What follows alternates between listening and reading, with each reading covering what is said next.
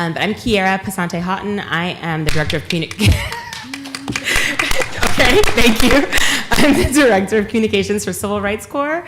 We are a rabble-rousing group of folks in a nonprofit doing a lot of really important work across the country.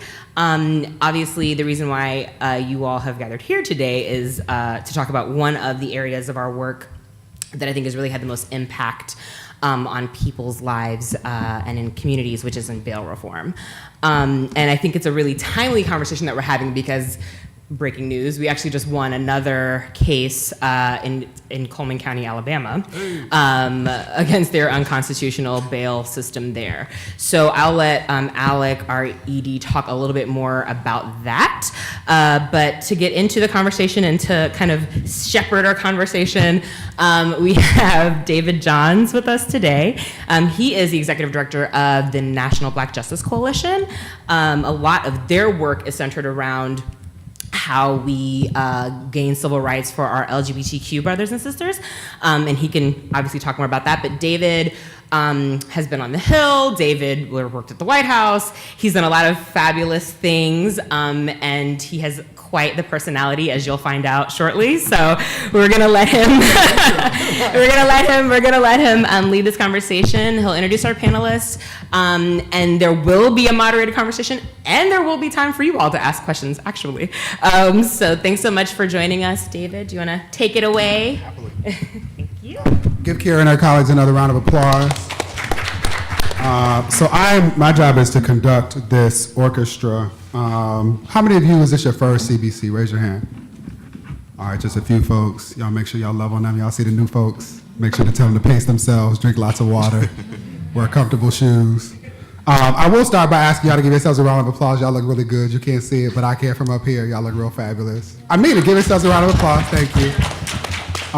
That's super important. And so when Kiera invited me to help facilitate this conversation, I thought about the fact that every night nearly 450,000 Americans go to sleep in prisons simply because they cannot afford the bail, right?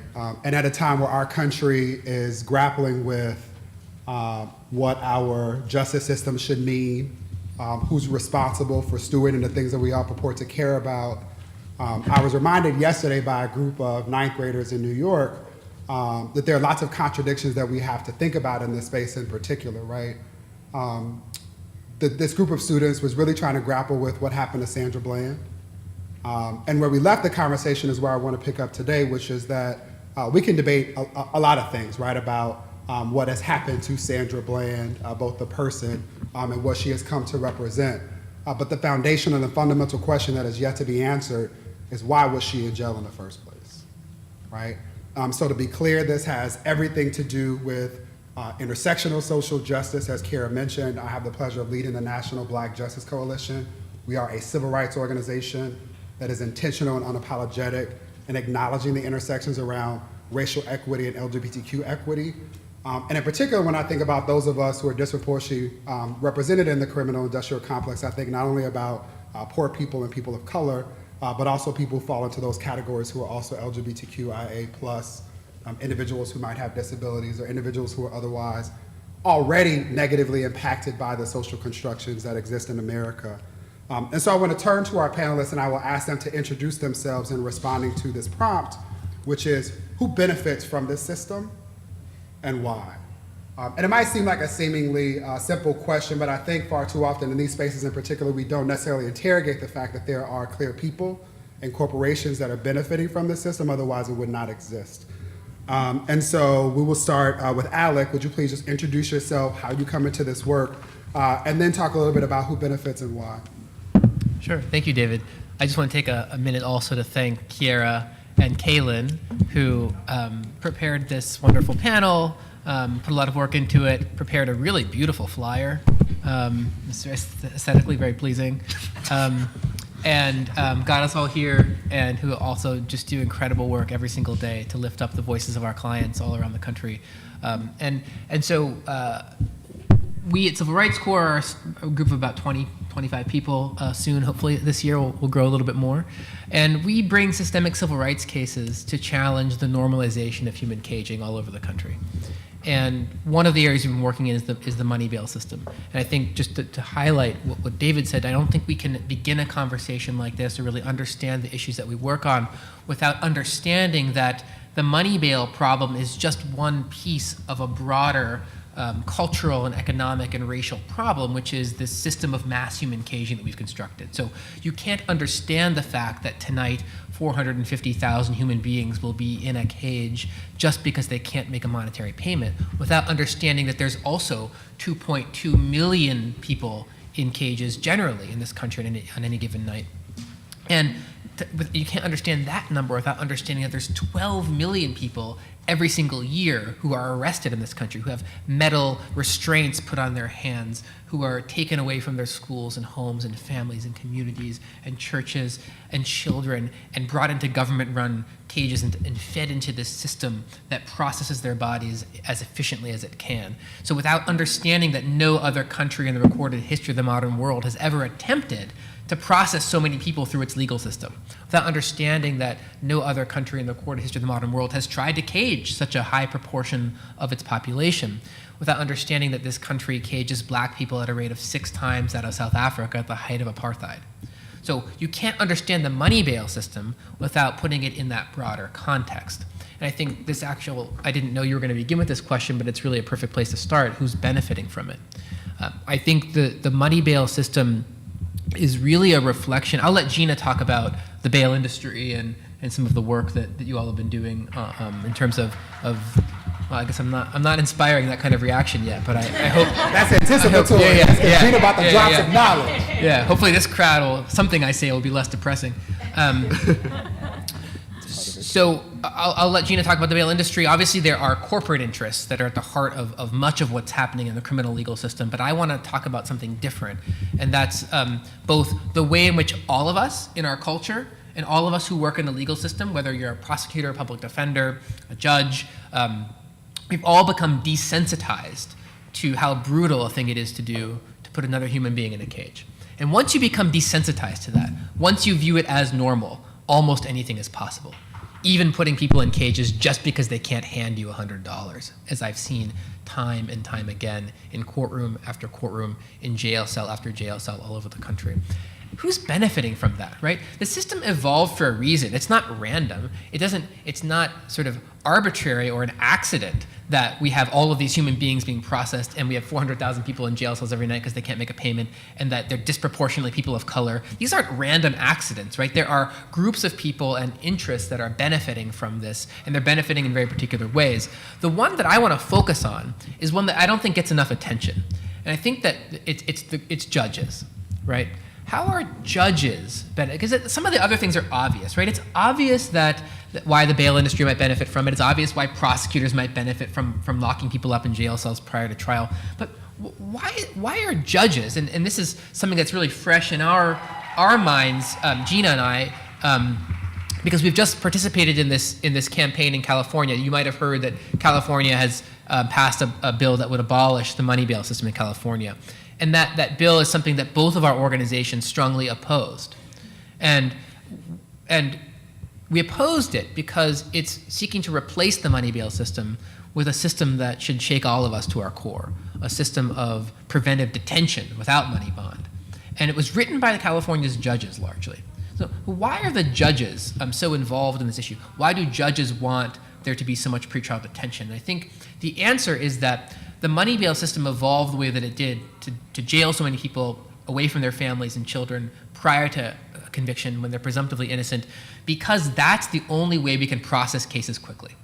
So it's when you get into the courtroom after your arrest, instead of having a deep, meaningful hearing with evidence and witnesses, you're just given an amount of money, $100, $500, $1,000. It's quick. It takes 5 seconds. It takes 10 seconds in much of the country, right? Once you're in jail, you're much more likely to plead guilty quickly to get out of jail. They come to you and they say, well, if you want to plead guilty today, then we'll let you out of jail. If you want to fight your case and you can't afford the money bail, we're going to keep you in jail, right? Because it triggers people to plead guilty and to plead guilty quickly, it leads to a system of quick, efficient processing of cases. Judges want their dockets to move quickly. They want to control people. They want to coerce them into pleading guilty because it's the only way that a bureaucracy can process 12 million arrests every single year. It's the only way the system can convert those arrests into convictions and sentences, and so they can move on to the next case. And I think that's a dynamic that's really not well understood among the public. It's really well understood for anyone who actually has gone to any local court in the country and watched the assembly line arraignment system. Everyone in the courtroom is interested in one thing, and that's moving the docket, next case, next number, right? So I think I've spoken probably a little longer than you had allotted for me, but the final thing I wanted to just say on this point about who's benefiting is just to compare what we've just seen in California to Brown versus Board of Education, right? So there's this huge movement to abolish the money bail system, to call it a civil rights issue of our time, to say that it's absolutely critical that we end the money bail system. And we can have victories in court like we had in California, but we have to be very careful that we build enough power so that we have some influence over what replaces the money bail system. Because the same forces that created the money bail system are hard at work creating the replacement for the money bail system. So in Brown versus Board of Education, you can get a legal ruling on paper that says that schools shouldn't be segregated. And yet 30, 40, 50, 60 years after Brown, you can look at school districts all over the country and you can see segregation. You can see school districts that are more segregated than they were before Brown. And that's because we didn't address the underlying economic, social, racial factors that led to the construction of that system. The same is true in the criminal legal system. The same is true with money bail. If we're not careful, the system that replaces money bail will be one where people are just detained without money bond. And the people that are released will be supervised and surveilled and charged fees for that supervision and surveillance. And the same people that were the bail bond industry one day are going to be selling you an electronic monitor the next day. And so I think that's something that I want us to all understand in terms of who's benefiting from a larger societal perspective. It's the people that are in control of our legal system. I appreciate the painting of the landscape, bless you. Gina, before we tap you in, when Alec mentioned that his organization and Gina's organization opposed the bill, Scott, you smiled. But we also oppose the bill. I just want to. Okay. Oh, I'm sorry. So I didn't mean all to. Together, yeah. Okay. I wanted to provide space for that to happen. Okay, so Gina, get in here as well. Tell us a little bit about how your organization has entered into this space and who benefits and why. That's important. Absolutely, sure. Thank you so much. It's a pleasure to be here. Hi, everyone. My name is Gina Clayton Johnson, and I'm the founder and executive director of SE Justice Group. We are a loving and powerful community of women with incarcerated loved ones based in Los Angeles, California, and Oakland, California. And our mission is to harness the collective power of women with incarcerated loved ones to end mass incarceration's harm to women and to communities. SE is an organization that is named after my great-grandmother, who was an example for me my entire life. I have had the privilege of growing up learning directly from her the teachings that she had to share with myself and my family members after living an extraordinary life and also yet a very ordinary one for women of her generation and race and circumstance. She grew up on a sharecropping farm in Louisiana, moved during the Great Migration to west looking for jobs and opportunity and freedom from all of the things, racism, sexism, poverty, you name it. And she was able to find a foundation upon which to allow all of us to really build our lives. And when I was thinking about the things that we were facing as Black folks, she just kept popping up in my mind. I went to Harvard Law School, and in my first year there, someone that I love was sentenced to 20 years in prison. And this propelled me into a career and into a life of criminal justice reform. I ended up at a public defender's office in Harlem, and there built a housing practice in which I was representing women who were being evicted from their homes simply because they had someone they loved who was being charged criminally. And seeing over and over and over again the way in which women, particularly Black women, were being targeted by this system, whether they were because they were arrested or incarcerated, or it was because someone in their lives or someone they love was being put through the system, was devastating to me and reminded me of how urgent this problem really is when we see our matriarchs being, under so much attack. And so I went, back to my grandmother to ask her right around the time that I decided to transition. I read Michelle Alexander's book, transitioned my practice, came back to California, and asked my grandmother, what was it that my great-grandmother did to, in the face of all of this injustice? What were the strategies and the tools and the things that she leaned on? And she said, baby, she had sisters. And it was this very simple solution that deposited within me a mandate to create community where there was none. Mass incarceration is isolating people. The thing to understand about bail and what's happening when we cage people the way that Alec just discussed is that the whole point, the whole purpose is to remove people from other people, right? To separate one another with bars and concrete. And then that separation goes further with an environment of stigma and shame that keeps us locked up and isolated and feeling like it is all our fault. That pernicious impact has silenced a huge number of people who have the ability and I think the power really when we move collectively to take on these systems of oppression. And who is benefiting is the question I heard you ask. And I think, at ESSE, we are very clear that the entire system of the criminal justice system, many of the systems and infrastructure that has been built in this country has been set up to benefit property-owning white men. That is what it was there to do. And it continues to support and to protect people who have wealth, and our bail system is one, I think, glaring example. What I think is really exciting is that we are in a moment and an opportunity to make transformative change in our pretrial system. 1 in 4 women has a family member in prison. For Black women, nearly 1 in 2 of us have a family member in prison. The opportunity to kind of connect and collect and to speak out against this, based upon our collective expertise, is great. And yet, when we were starting our fights at ESSE, bail is our central policy issue, and we approach bail reform from a legislative standpoint, corporate divestment, and then we focus also on actions. And so we were co-sponsors of the bill SB 10, actually supporters of SB 10 before we were in opposition, and not just supporters, but it was our community of women who, by the way, people were like, at first when we first got into this, asking like, what do women with incarcerated loved ones have anything to do with bail? I would get that question. And I'd be like, who do you think is paying the bail bonds agents? It is grandmothers, it is mothers. Color of Change did this amazing report where they showed actual photos of these advertisements that were targeting Black women. Because bail bonds agents knew who they needed to extract money and resources from. In fact, we've heard over and over again that when you go to a bail bonds agent and you're like trying to figure out how to come up for their payments, they're asking, do you have are there aunties in your family? Is there a grandmother? Like, they know where to find that money, and they know how to exploit that love.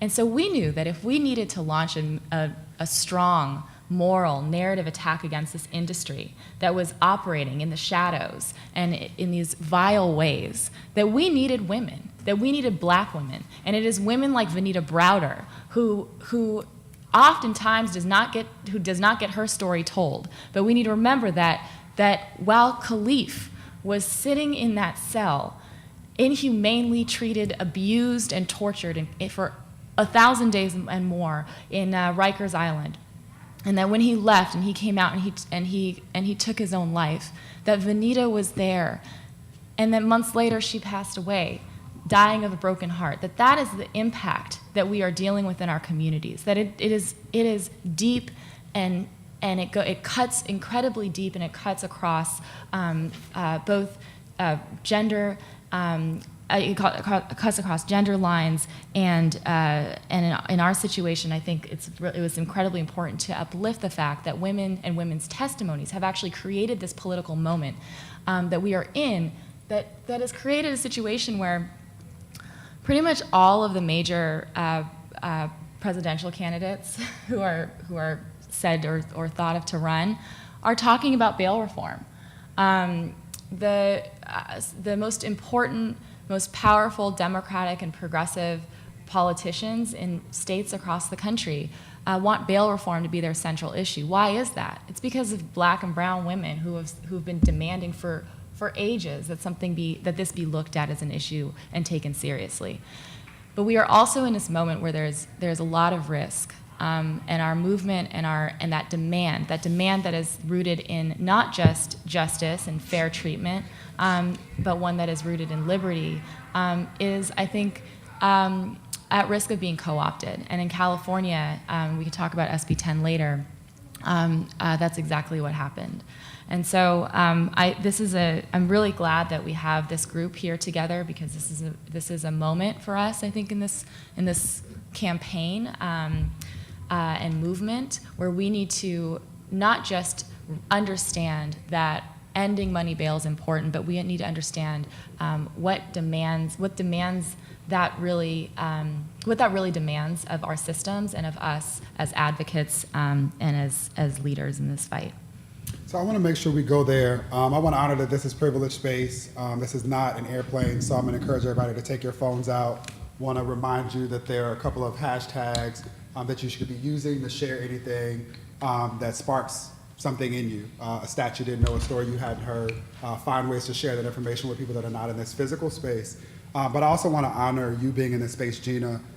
It is never lost on me that Black women often sacrifice themselves while saving everyone else. And even in your remarks, you talked about the ways that Black women show up and support their loved ones in jail, gender notwithstanding. I want to invite you to spend a little bit more time talking about how Black women also experience being in the system, and why. And if there's a question, it's what can we do as a community to do a better job of supporting Black women?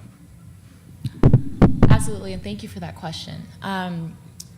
Indeed, Black women and women in general in this country are being incarcerated at alarming rates. Actually, the rate is outpacing that of men.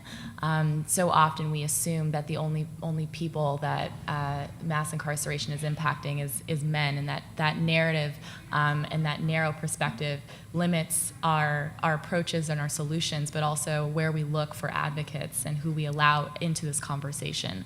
I also think it's important to point out that the people who are most impacted by a system that we know is rooted in racism and in patriarchy and in capitalism are people who are most harmed by all three systems.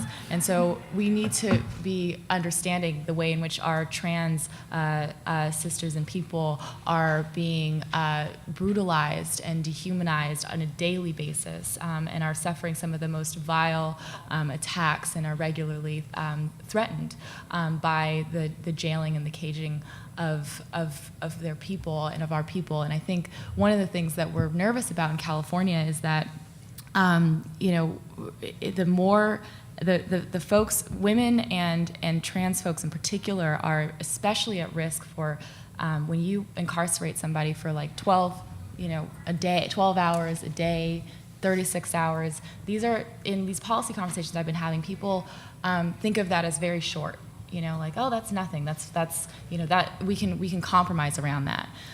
Depending on who you are, depending on who's relying upon you, depending on how much threat your body and who you are is going to be under in a situation like a jail, those hours and that period of time is life and death, right? And I think that that's something that we've been trying to do in our advocacy at SE, is really uplifting the fact that the more otherness identities that we carry, the more threatened you are by this system, the more deadly it will likely be, and our advocacy must speak with and behind the leadership of those voices.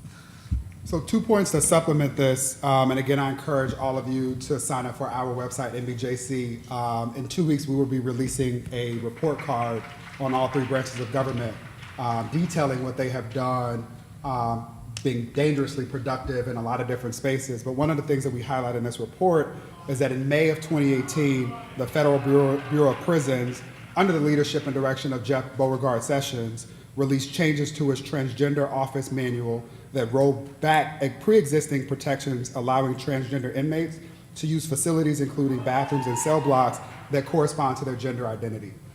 So this conversation about safety is a very real one that is being exacerbated by these conversations and political challenges. The other point, at the risk of being persnickety, that I want to make sure that I make is highlighting data. So to Gina's point about the challenges that women face, it starts very early on. And so some people are familiar with the fact that under the Obama administration, we unearthed data that said that for every 1 white boy who was suspended or expelled kindergarten through 12th grade, the rate was 3 times higher for black boys. Few people ever even thought to ask, well, what about girls? Yeah. But those who did, realizing this is with the support of organizations like the National Council of Women and other things, the rate is 6 times higher. Right? And so while we're extremely comfortable talking about, at least now, in these spaces, the school to prison pipeline, what we don't talk about as much as the school to sex trafficking pipeline, which is what impacts black and brown girls, especially in major metropolitan spaces.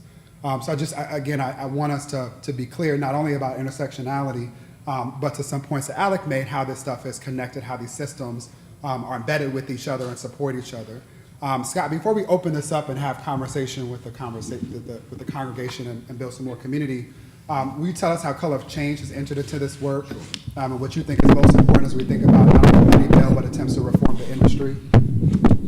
Sorry, try to get a little slack here before we have an accident. All right.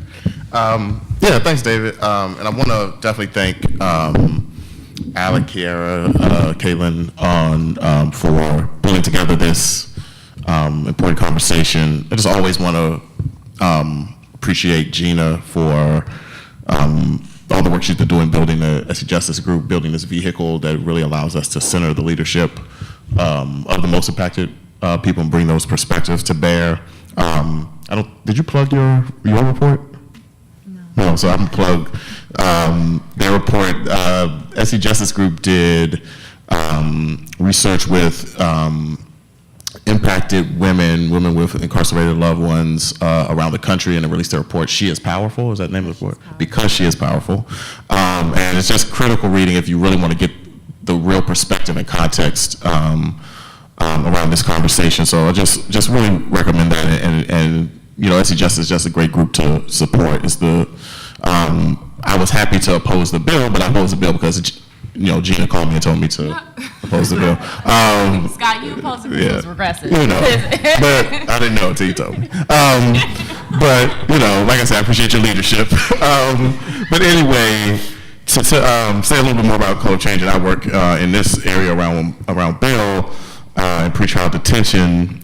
First of all, Color of Change is the nation's largest online racial justice organization.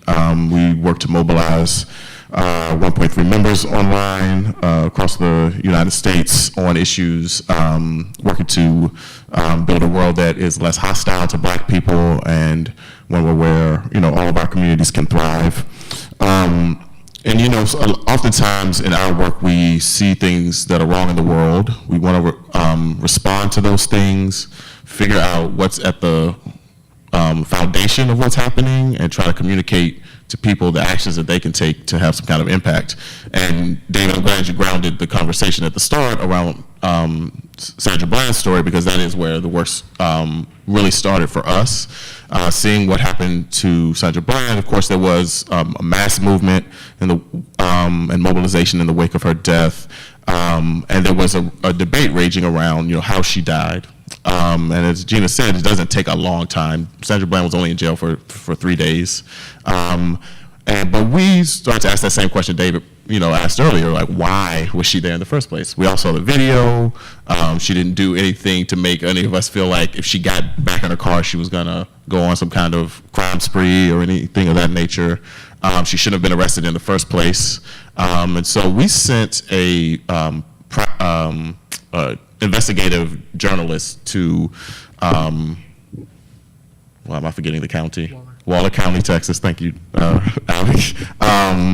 And just had them to start digging around. And what we found, speaking of who's benefiting and profiting, was a very suspect relationship and dealings between the courts, the local bail bondsmen, things of that nature. So really put two things on our radar, which are the two groups of folks that I will focus on. They've already been mentioned in terms of who's benefiting. One is the bail bonds industry.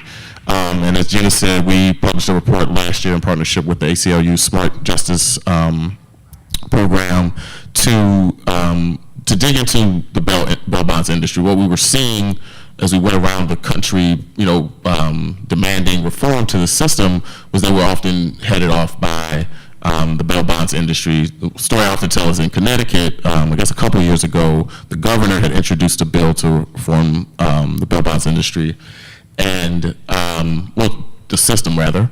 And there was all these news stories early in the year that bail reform was inevitable in Connecticut. And then a couple months later, the industry started to show up. And Gina actually has a lot more direct experience with this, sitting in the hearings with the industries there. And I don't know if folks know, but the national spokesperson for the bail bonds industry is Dog the Bounty Hunter. If folks remember that.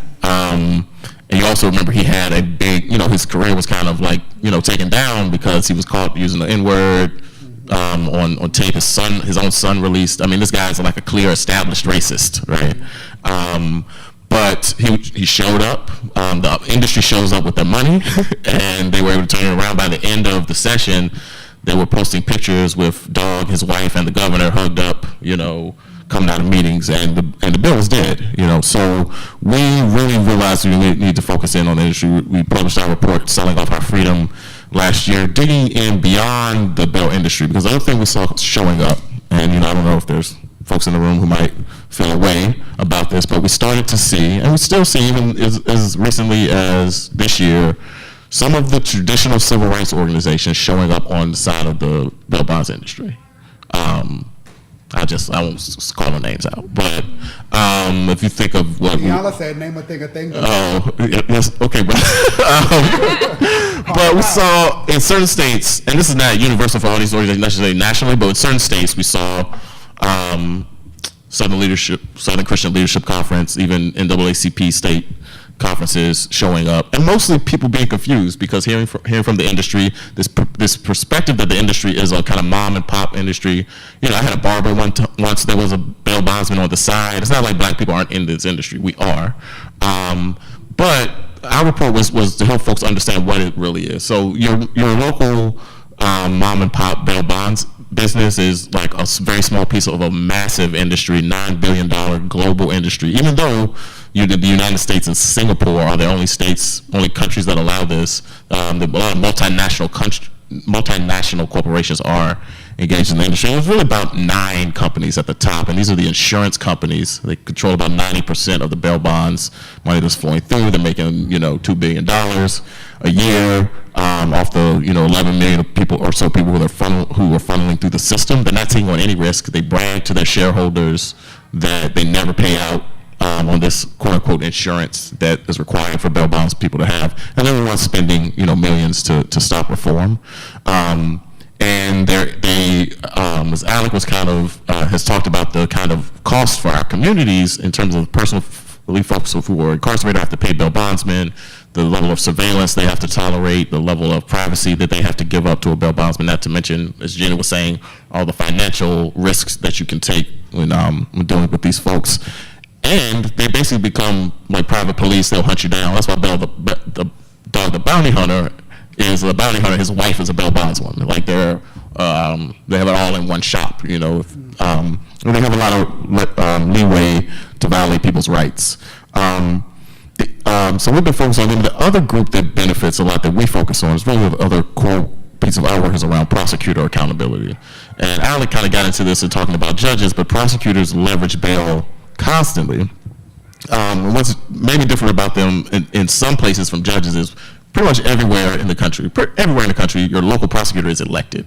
So we thought it was really important to focus on people that we felt we might be able to hold accountable, and we've been pressing prosecutors to behave differently in the way they're using bail, but they benefit both from a political standpoint, appearing tough on crime by locking folks up, and also, as Alec was saying, they can leverage things like bail and pretrial bail amounts and pretrial detention to get folks to cop pleas, as was stated earlier.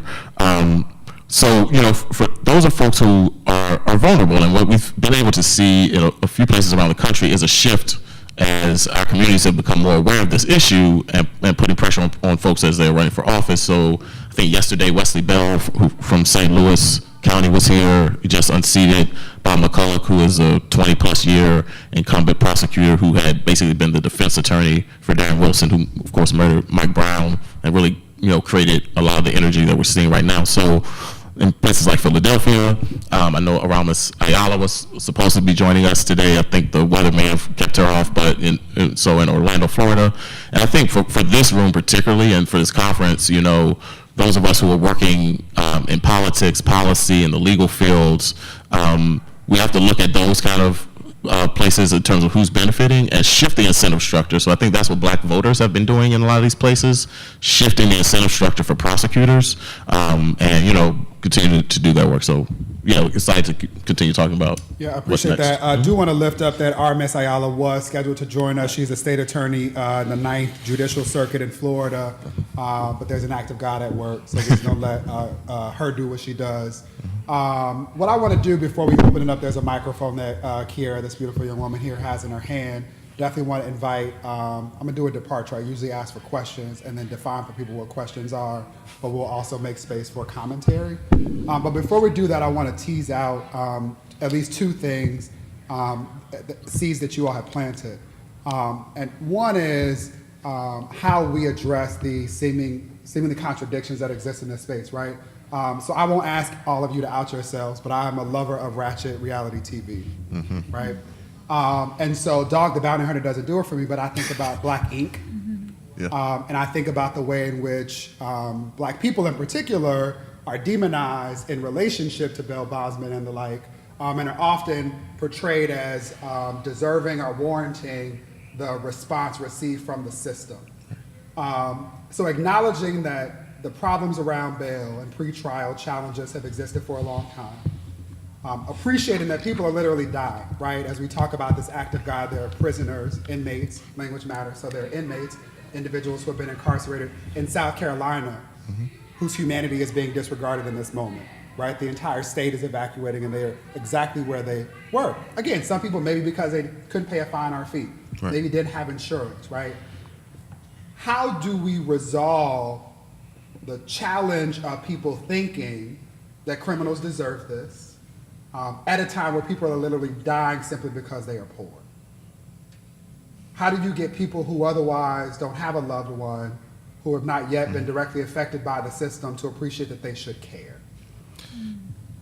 Yeah, I mean, I mostly want to ask Gina to talk, but the one thing that we did together, along with a number of other black grassroots groups across the country, was periods of collective action in bailing black folks out, starting with Mother's Day 2017 with the Black Mamas Bailout. I'm not sure if folks saw that online, but it went, pretty viral. Over, I think, 15,000 people at this point have donated. We've raised over $2 million to bail black women out, and just doing the act of bailing folks out is like fulfilling it enough in itself and has really direct impact on people's lives. But telling the story around it was one of the ways we've helped people connect. I think and shout out to Southerners on New Ground and their co-director Mary Hooks, who really brought the idea to folks in a meeting we were just kind of all in. But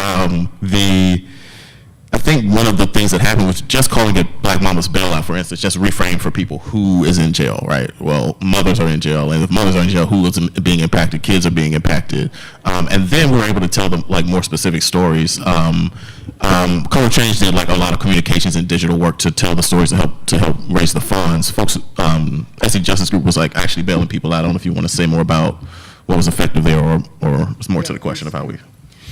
Gina? Yeah, I appreciate this question. I think with the Mama's Day bailouts, which we were partnering in with a bunch of other organizations, as Scott just mentioned, was a real moment for us to do important storytelling work about what, who this really is impacting and what it looks like, and appeal to humanity. I mean, I think that's really, at the end of the day, what we try. One of the things that we try to do, and I want to get back to that in terms of why strategically that matters.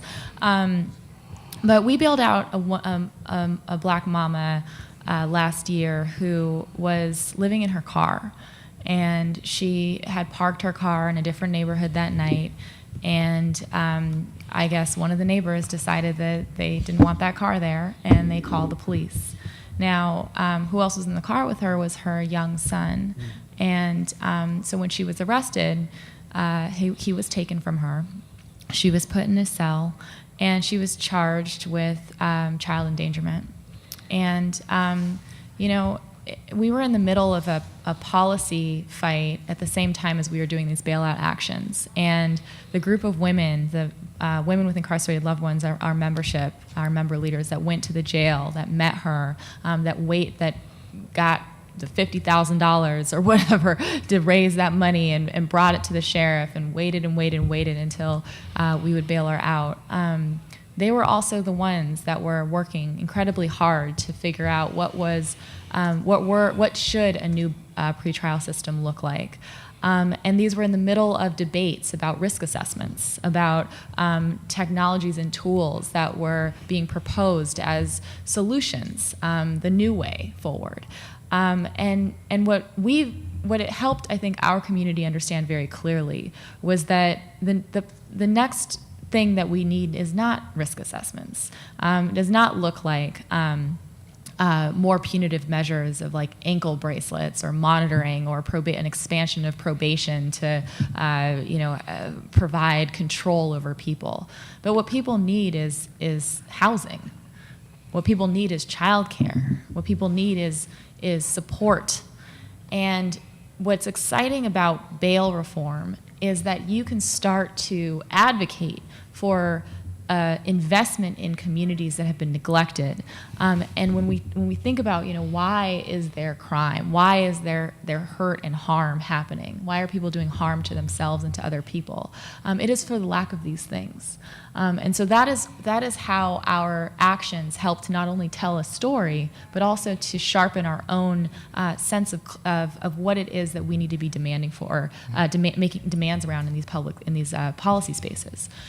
One thing about storytelling, grassroots organizations are often, I think, utilized or thought of as necessary because of our power to share narratives, to tell stories.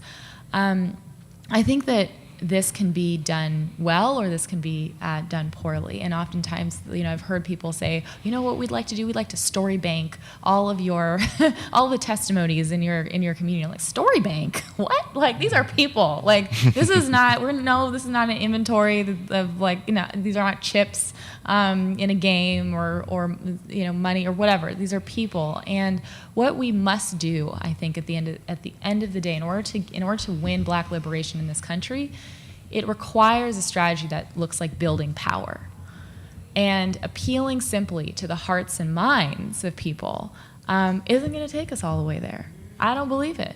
I think we need to do that, but I think the reason why at ESSE we think telling stories matters and is important is because it reminds us that we are entitled. It reminds us that we can be connected and can be powerful. And come on, you ought to be here with us. This happened to you too? All right then, come on, you belong over here. Like, that's why we tell stories to our community, for our community, with our community, about our community, to build power. And that is very different than saying, here's a story that you other organization can use that is like, oh, this poor Black mama that y'all need to be feeling sorry for and come and like donate to this to help her get out of jail. That's actually not what we were doing with the Movement for Black Lives and Color of Change. We went and bailed people out. We were building power. And I think that comes from an understanding that, Alec mentioned earlier around how we see our system actors and operators functioning. Judges every single day have human beings coming in front of them and being nothing but human. They're human beings, and they're failing to see this. And they have public defenders who are arguing about this person's humanity, and they're still doing the things that they're doing. And I'm just not a person that believes that, like, you know, just one good narrative is going to change the heart of this judge. We need to hold our folks in these positions accountable, and if they're not doing what they need to be doing, they need to be replaced, and someone else needs to be put in that chair and in that seat. Appreciate that. I heard some amen over here from the congregation, so I think this is an appropriate point to open it up. Just want to, again, if you're not going to ask a question, be thoughtful and brief if offering an intervention. I'm asking that now because I will cut you off with love if you don't adhere to the rule. So why don't we start over here with this young lady here? And then did somebody want to make a comment or conjecture? Yes? Okay, we'll come to you next.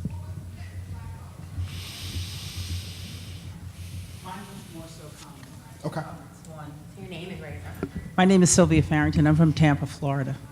And one of the comments I have to make in line with what you were saying about different and new initiatives, and I don't remember the exact name of it, but I believe it's in Chicago and in New York, that they identified that when people are going in to be arrested or detained, this younger generation doesn't recall telephone numbers.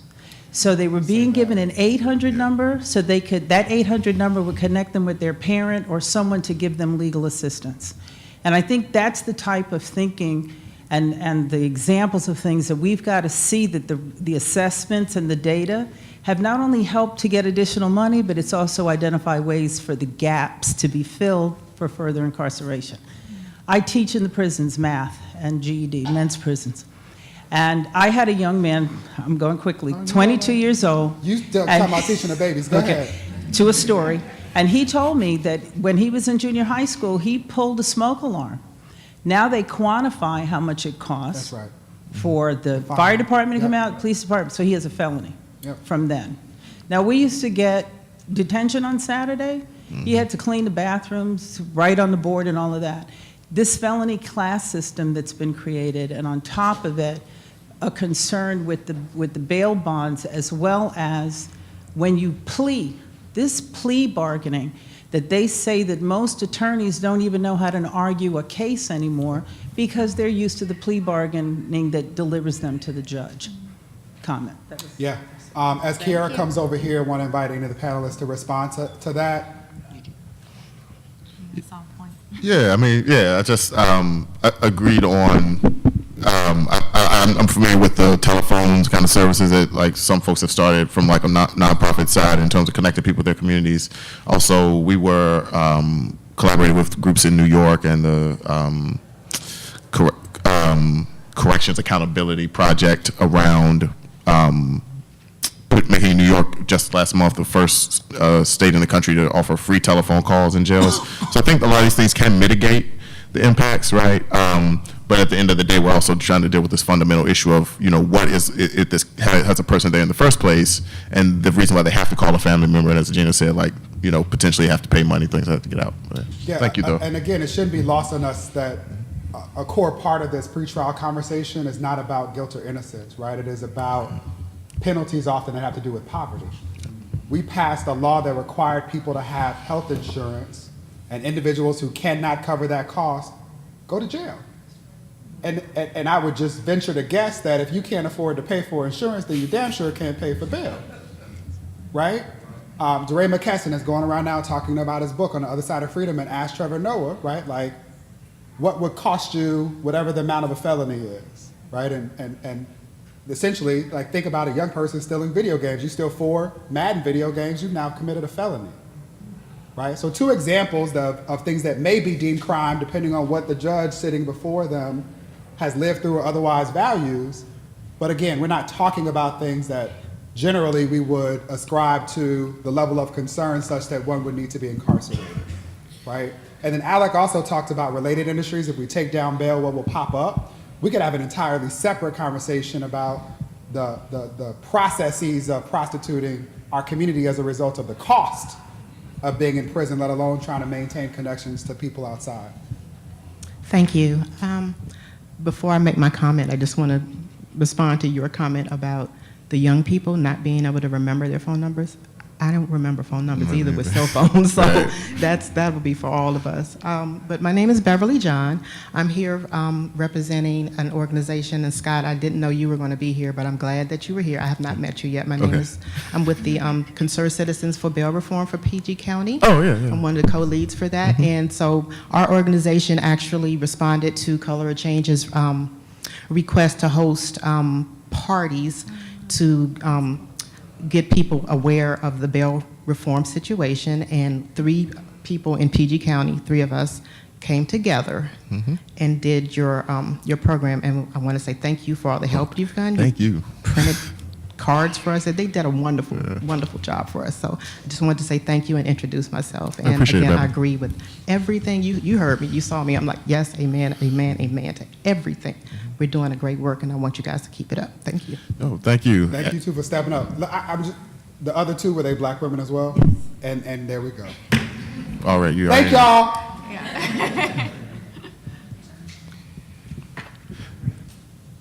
I could actually do a quick plug. So if you're interested in sharing, like doing something similar, getting resources to do local organizing around bail reform or prosecutor accountability, check out our website, winningjustice.org, for some resources, and also just like how to get in touch with us, or just holler at me after the panel. So, brother, before you ask that question, I was going to do this at the end, but why don't we continue that? You saw me toggling through the slides that had their social media handles on it. I'll do that as well. But if you just want to offer it up, the best way for them to contact you, or whatever resources you think might be helpful. There are folks reaching for their phones and their pads now, so this might be an appropriate time. Alec, you want to give them either a website or a resource that might be helpful? You give them yours. In terms of just basic bail facts. Yep. Whatever you think would be helpful. I don't know what I think it's how to get it, how to find you all. Well, civilrightscorps.org. You can go there. I don't know. Do we have our basic fact sheets on the website right now? It will be there. It will be there. It will be there. It will be there. Yeah. Civil Rights Corps, CORPS.org. And SE Justice Group is just ESSIE justicegroup.org. Yeah, and I tweeted out the report. I'm at Mr. David Johns. So just again, want to encourage everybody to share resources. Yes, sir. Thank you for your patience. All right. My name is Jeremy McClellan. I'm from Tampa. Where'd you go? I'm from Tampa, but I live in Miami now. Just graduated law school. So my question is, it seems like the bail system is on its way out of the country, city by city, in California now, state. Can y'all give us sort of like a trajectory, like from where it sort of began into how it's progressed, like by city or county, by state? And is that true? Should we find comfort in the sense that this is on its way out? I think that we're likely seeing the last years of the money bail system as we know it. I think it's not a sure thing. There's a lot of pushback now, and where that will go is a little unclear. The federal courts are certainly changing their complexion. So they're looking a lot different, and there's a big push to roll back some of the victories that we've had all around the country with a whole new set of judges that President Trump has appointed. So I think it could take a little longer than we thought, but I think we're really seeing this moment where there's a consensus. And I think that consensus is being co-opted, like Gina mentioned. But there's a consensus that the sort of cash payment for freedom is intolerable and renders our legal system illegitimate. So a lot of the people that have an interest in making us think that our legal system is legitimate, that our legal system is doing something other than just protecting the property of wealthy white people and protecting capitalism, those people really want also to reform the bail system because they need people to believe in some basic legitimacy of our legal system. If the population starts to think that our legal system is illegitimate, that it's a mechanism for promoting white supremacy and property and wealth, then it's going to start to pay less respect. So there's a whole group of people that want our legal system to maintain its legitimacy who also now have agreed that the bail system should be on its way out. And I think once that happens to an issue, 2 things happen. One, there's going to be a reform to it. Because I think that in order to preserve its own legitimacy, the system itself is going to insist on getting rid of the money bail system. But the second thing that happens is that those very powerful system actors, they find a way to replace the same basic oppression with a new method. And so what I think is going to happen in city by city, county by county, unless we build enough power to demand something different, is we're going to see a lot of wealth-based pretrial detention replaced by simple pretrial detention. And we're going to see the people who are being released, instead of paying their money to a bail bond company, they're going to pay their money to a company that sells an electronic device that monitors them. They're going to pay money to a company that drug tests them. They're going to pay money to a company that requires them to come in once a week and meet with someone. And so these are the systems that are going to be created. These are the multi-billion-dollar-a-year industries that are going to replace the bail industry when it goes away. And so I think that's the critical question that we all have to think about, is how do we together build enough power? And because I think really the political actors that control these systems, they listen to some extent maybe to a nice story here and there, and they trot those stories out, but they really, at the end of the day, the only currency they deal in is power. And they're not going to really change a legal system to look any differently unless they're forced to by people, ordinary people. And that's why it's so critical that everyone who feels passionately about these issues gets together with other people who feel passionate about these issues and start building real relationships with each other in their own communities. Scott and Color of Change have been working on precisely this kind of thing in DA races around the country, for example. Gina and others are working on this, building this around a whole host of issues throughout the entire criminal system, and we need much, much more of that, and that's where we need to focus our attention. So, Alec, early on you said you were hoping for your moment of affirmation, and I don't know if you heard it, but you had the amen from the choir, so I want to stay in this space. And I think there were a number of folks who were asking the question of what would replace the system if it were to go away. And so let's stay in the space of what you offered up and answer the question. And Gina, this is sort of a segue back to what you were talking about in building and leveraging our power, acknowledging the tensions and possibilities that Alec talked through. What should we be doing now? What's the most appropriate? Yes, ma'am. Hold on one second. Kiara, can you bring her the mic so she can make her comment? Okay.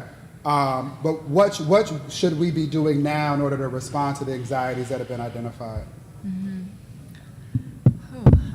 Yeah, voting. I agree. So, and I want to hear more about those strategies, and I think it's claiming our power in the polling place is very important at this moment. There's a couple of different ways that I think we're looking at moving forward. One is being much more clear about what it is that we mean when we say end money bail.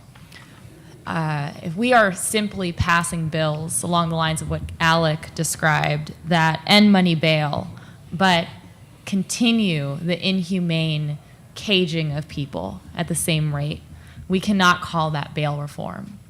If we are ending money bail, but we continue to allow this system to dehumanize our folks in the way it's doing exactly the same way it's doing right now, but doesn't extract perhaps money from them, but extracts the liberty and the health from them in the same ways that it's doing now. We cannot call that bail reform.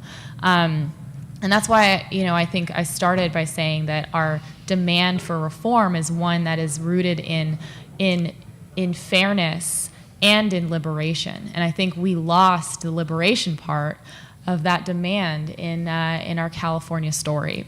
And California has become, a cautionary tale for anyone who is interested in this issue, because end money bail became this sexy refrain for the progressive Democrats in our state.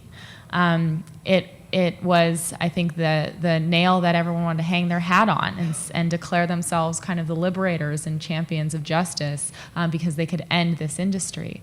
But behind the scenes, what we saw was that it actually wasn't. We had done such a good job with our narrative work and working with Color of Change and Civil Rights Corps. The bail industry actually was not the key adversary in those behind-the-scene rooms that was threatening our work. It was judges, and we didn't have a campaign around judges and what it was that their responsibility was for making sure that the new system that we put in place doesn't look just like the old in the most substantive ways. And so I think that was something that going forward, what do we do next? I think it's being courageous to take on some of the most highly regarded system actors. The bail agents I went to a bail bonds conference. I was trying to start. I thought I was going to start a bail bonds agency before SE is like a disruptive force for change. And so I go to these bail bonds conferences, and I went to one, and I just remember thinking, like, these folks aren't the most savvy people. Not like everybody was on the same page, but the majority, I was not that impressed. And I just thought, like, if this is all we have to fight against, we're going to be okay. And that's not to say that they are not threatening and that their money isn't real and all that isn't true. But we are a very powerful criminal justice reform movement, and we are in a moment right now.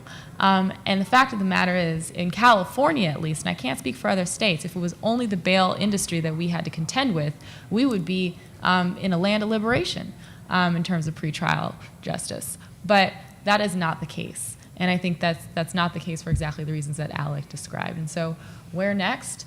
We need to begin holding other stakeholders in the system accountable and making change there. Two questions, or two-part questions. Tell us who you are first. I'm Malik Houghton, originally from Orlando, Florida, but here in DC now.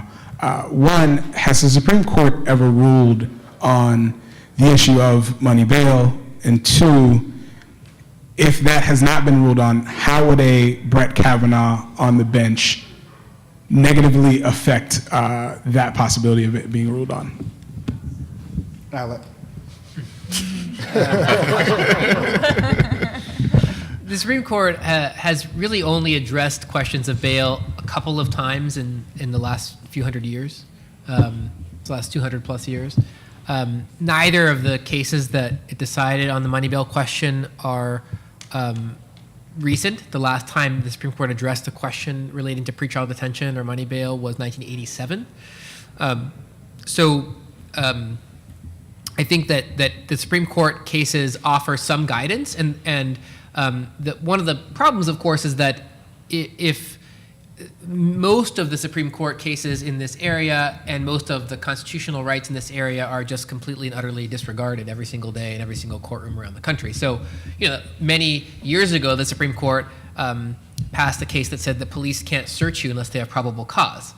That, of course, is just disregarded if you have brown skin in virtually every city, every single night, every single week, every single month, every single year in most major American cities. There's hundreds of thousands of violations of that right. The problem is the difference between the law as it's written and the law as it's lived and experienced, particularly by poor people and people of color. So the Supreme Court in 1987 said a lot of really good things about the bail system. They said you have a fundamental right to pretrial liberty.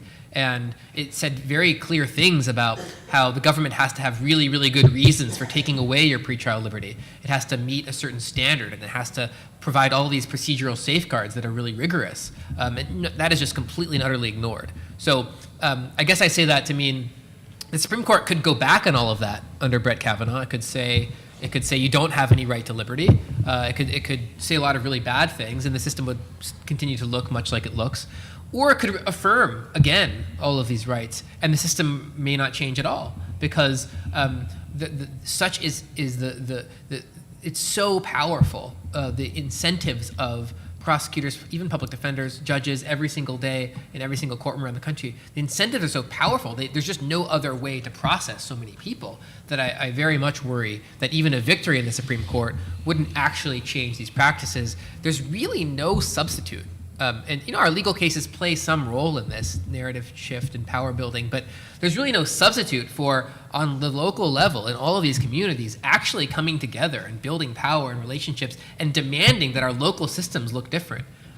It's not going to be something where the Supreme Court says something really beautiful. The Supreme Court for a couple hundred years has said some beautiful things. I mean, it's said a lot of crazy, terrible things too. But this is a building that has equal justice under all, equal justice under law written on its facade. I mean, there's a lot of pretty things that are said in the 14th Amendment, and they just have no relationship to what's actually happening in our society. So for me, I think these legal cases that we're doing are really only significant to the extent they contribute to the kind of narrative shift that we're talking about, and to the extent they lift up the efforts of people like Gina and Scott to actually organize people to come together, like you and your friends did in PG County, to really locally connect with each other and actually demand that on a local level things change. I really don't see it change. And this is kind of far afield now from your question. I think the answer is they haven't really addressed it, and things could get really bad with Judge Kavanaugh. But the answer under a bad Judge Kavanaugh court is the same thing as the answer under a slightly less bad court with Merrick Garland on it, had he been confirmed, which is local organizing. That's really where we need to focus. I'll just build on this kind of final point really quickly, because I think we don't want to. We're being real about the situation, right? But also, one of the really exciting things that's happening as each of these challenges present themselves, as we try to get to this point of the change and transformation we actually want in the system, is that folks on the ground are coming up with innovations at every turn. And so, yes, we're seeing that whether it be a court ruling, legislation in some states like New Jersey or California, or whether it be folks in the court system like prosecutors taking action saying we're not going to use bail in a certain number of charges or what have you. Just as Alex said, it's really, it happens every day with individual cases. And so one of the really exciting things that folks have been doing are a couple of organizing tactics, one being court watches, which is not really a new thing. A lot of folks have been doing court watch for a long time, but people are going specifically to look at these bail hearings and specifically following reforms. So we can say what is actually happening. The real experts in what's happening in the system are the people who are watching it happen every day, which are mostly people who are going through the system, but more and more folks are organizing around that. And other work, which is really being led by one of Etsy Justice's closest partners out of California, is being Silicon Valley Deep Board, is participatory defense, where people are even taking a step further, I would say, and getting involved in helping people defend themselves in these cases. But the data that's being collected from those things is really critical. We released a report that was based on the findings of Progressive Maryland, also in Prince George's County, Maryland, where they did court watching over a significant period of time, and we were able to say, this is what's actually happening, because the courts and the Attorney General in Maryland had taken some action. But in reality, in Prince George's County, what we saw were more people being detained without bail, and racial disparities didn't shift at all, right? And so, whenever these reforms come down, we got to know that the organizing has really just begun, and we have to dig in on what's actually happening to be able to tell those stories from our perspectives, because otherwise people feel like, oh, some law was changed, some policy was instituted, and now it's fixed, and we got to stay vigilant. Yeah. There's a question over here. Thank you. Michelle Wilson from here in DC. You all were talking about channeling the funds that now go into bail into other industries like ankle bracelets and drug monitoring and all that kind of stuff. Does the accused have to pay for that? I mean, Paul Manfred's got a bracelet on each ankle, and does the person who is poor have to come up with the money for those services? But, I don't know who wants to tackle that, but just to pull back to add some numbers to this. So the point that I think everybody is making is that this is much bigger than incarceration, right? And so to think about this, the U.S. justice system controls almost 7 million people, and more than half of those people are on probation, right? So correctional facilities, there are about 2.3 million people.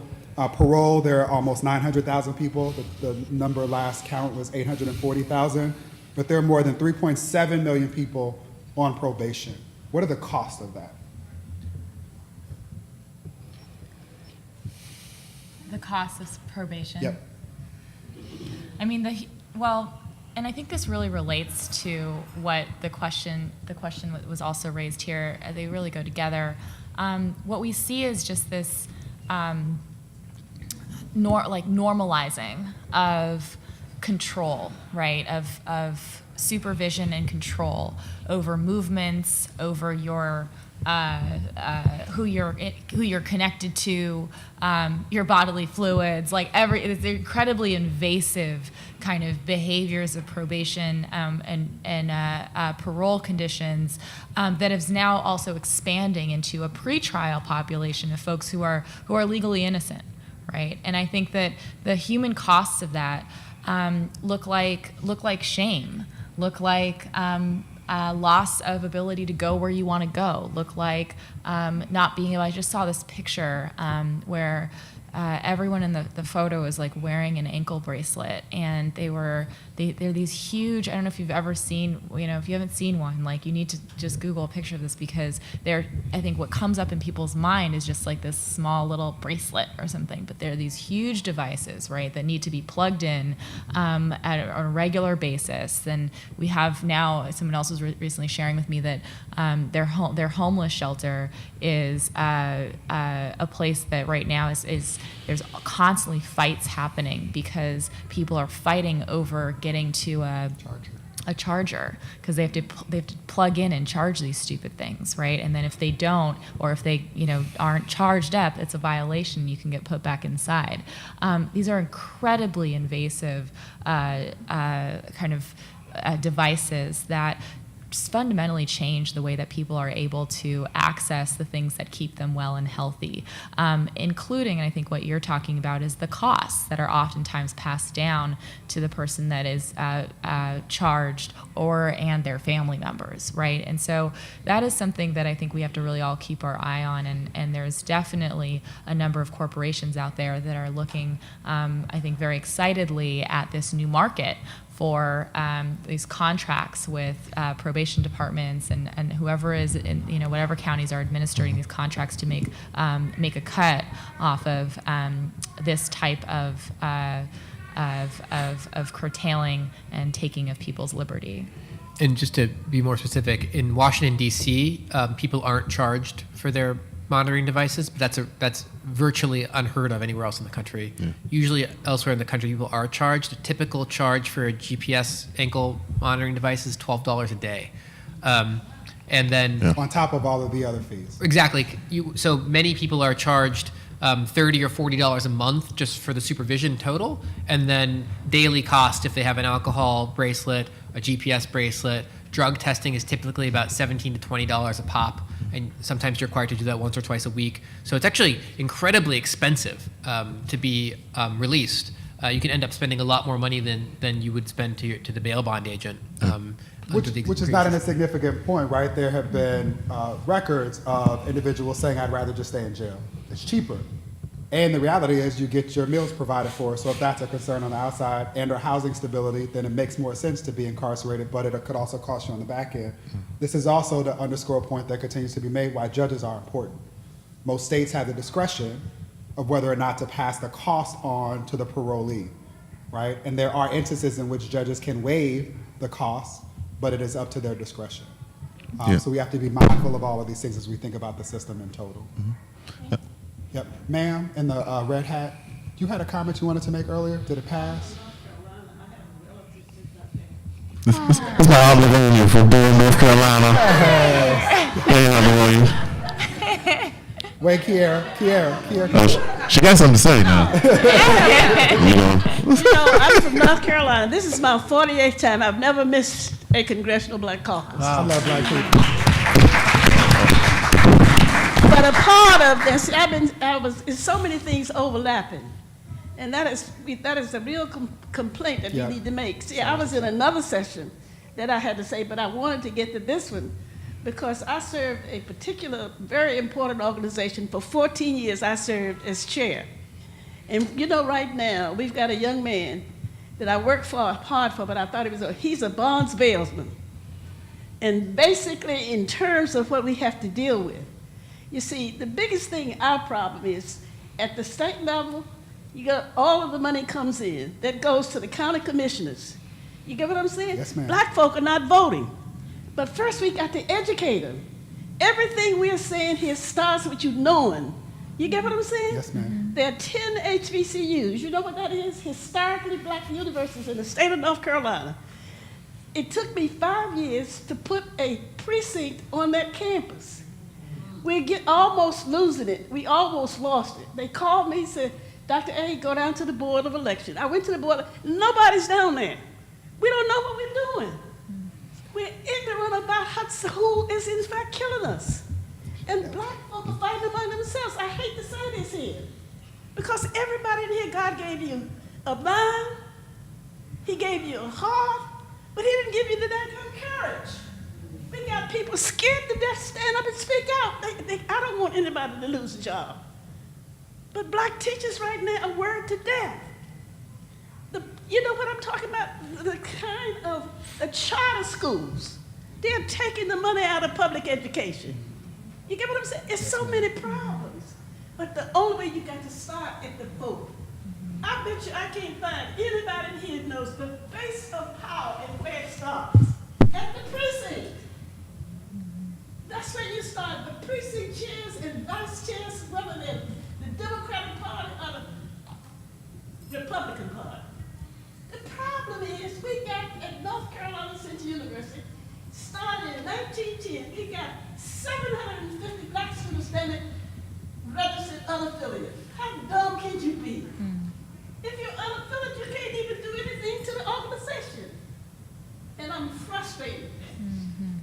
And I holler all the time.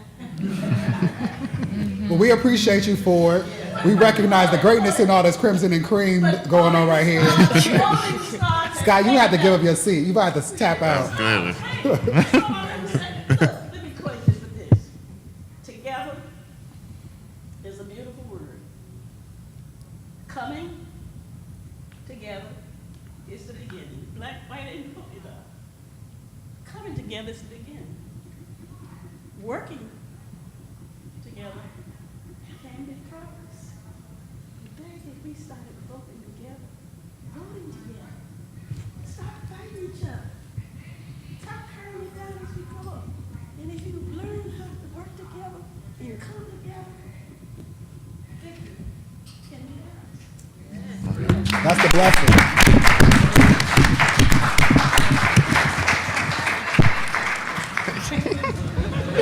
Right. She was about to drop the mic, then she thought about it. She, yeah. Okay, question? I don't want to come after that. Good evening, good afternoon, everybody. I'm Monica Roebuck, and I'm from Prince George's County as well. I did a little bit of work last year with the General Assembly in Maryland, lobbying some of the legislators on bail reform, and unfortunately it did not pass. So my question is, what do we need to do as organizations and boots on the ground to change the laws? Because I believe that the state laws are so important, and unless we reform the laws, then things won't change. So we're getting ready to come up on the General Assembly in Maryland. Starts in January, and it's from January through April. And so now is our time when we start organizing and start trying to, get everything in place, and so that we can be ready to go in January. And so I guess my question is, what do we need to do so that we can be prepared, so we can get legislation passed? So don't hold on to the mic. Don't pass it back yet. Before you all comment, I just want to honor that we are often experts who do this work on a daily basis, and you articulated having already engaged in this work. So if you could just for a second reflect upon the lessons learned and maybe offer up to us what you need.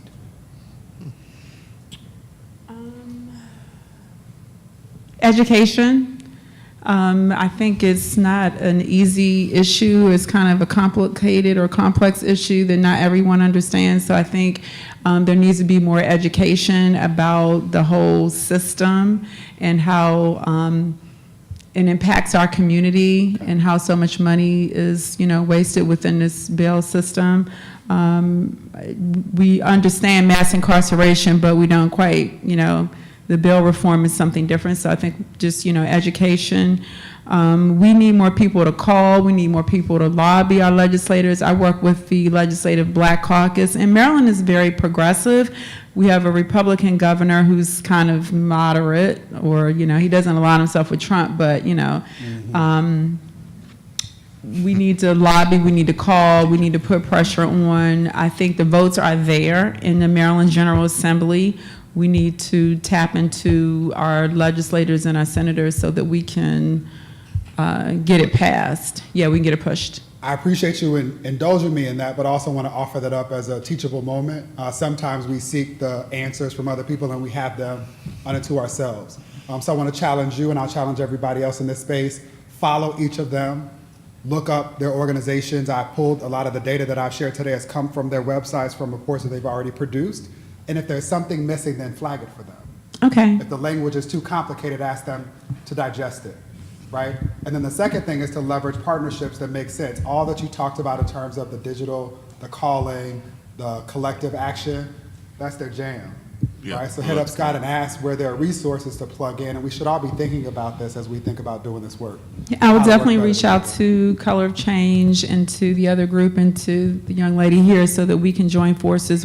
There is a really great group in Maryland, the Maryland Alliance for Justice Reform, and they do a lot of work. And so right now they're mobilizing and organizing, and it's something that I want to do more of, like share that information so people can join and just get educated about the topic. Yeah, I appreciate that. What other resources exist? Also want to highlight it's interesting that the states that at least have been named are at least 2 of the 3 where there are black governors running. A whole lot of conversation about Florida, then also we're talking about Maryland. There has not been as much of an acknowledgement of Georgia, but that connection is not lost on me. What other resources exist or should people think about? Yeah, I also just want to, say Ben Jealous, Andrew Gilman, Stacey Abrams all have bail reform in their platforms. So I think, again, I think it's a real signal that black communities organizing around this issue is having impact with elected officials and people trying to pursue office. I think there's a lot of resources in terms of what Color Change offers. And this is our Winning Justice site, which is our organizing site around prosecutor accountability. We have a lot of our resources at our bail reform page, nomoneybail.org. There, and then for folks who are looking for tools to spread the message, if you are looking to move this in your local level, at your state level, and would like to collaborate with us, I really recommend our digital campaigning platform. There's build your own digital campaign, organize for, so it's organizefor.org. Having that on my card to anybody here, but putting up kind of some campaign assets there, and we can then provide support to folks more directly through some of our staff. So I think those are really important resources. I also think there's some great resources on the National Bailout, which is the group that did the Mama's Day bailout work. Check out that site, which is nationalbailout.org, both in terms of tools if you're looking to organize local bailouts as a way of communicating and telling the story locally, and even just making interventions for even just a handful of people, with great resources in a toolkit on that site for pulling off your own bailout, everything from the fundraising to communications to obviously the process of bailing folks out. So I'll stop there. And what we'll do too, I want them to go through this as well, but what we'll do after is ask each of the panelists to send the resources such that Kiara and their organization can make it available on their website. That might be the best way to make sure that everybody has access to this. Any other questions as we land this plane? Any other thoughts or interventions, words of affirmation? I can add something Please. just to the resources. So all of what Scott mentioned, I think, is it at nomoremoneybail.org that the national bailout? Well, it's actually both now. It's changed? Yeah, Okay, it's both. Okay, great. I just wanted to make sure. So that, I second Scott's recommendation around looking for that curriculum and all of the resources is just really brilliant stuff. I think one of the things that we really wanted early on was more access to model legislation. And I don't know actually if there is any model legislator resource bank, but maybe bother Alec. But I also I felt like the other place that was really useful was Law for Black Lives. So Marbury Staley Butts with Law for Black Lives is just a brilliant strategist and architect of bail reform actions, and also one of the most transformative thinkers about what needs to come next. And I think connecting there would be really, really wise. And then there's, with every reform, almost every reform that I have seen in bail, there's been a very live discussion around risk assessments. And I think that making sure that you are kind of educated up on risk assessment tools and their problems, and also all of the different ways in which they are being used and deployed in the context of these reforms and what to do about that.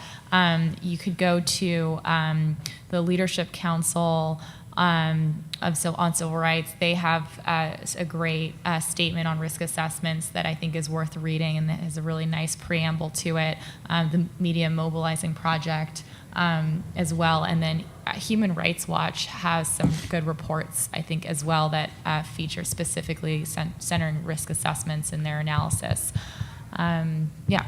Are there any, before you go, Alex, multimedia films or things that are accessible for young people in particular?